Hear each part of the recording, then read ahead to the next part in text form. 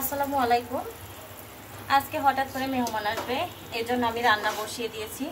আর আজকে কিন্তু প্রচুর গরম, ইফতারির পর থেকে প্রচুর গরম পড়েছে।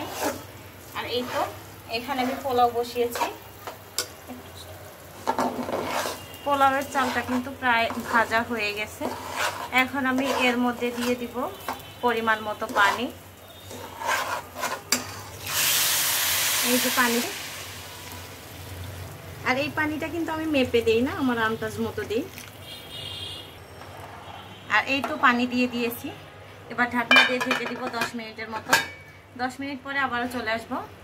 সবাই দেখতে থাকেন পুরো ভিডিওটা। আর এই যে আমি এখানে পাশের চুলায় কিন্তু আরেকটা রান্না বসিয়ে দিয়েছি। আর মশলাটার কালার দেখেন, মাশাআল্লাহ। এইটা হচ্ছে হাঁসের মাংস রান্না করব আজকে।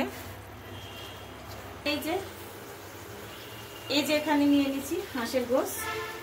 এটা হচ্ছে হাঁসের গোশ, এটা রাজহাঁসের গোশ। এখন আমি গোশটা এখানে দিয়ে দিব। মাংস দিয়ে দিছি।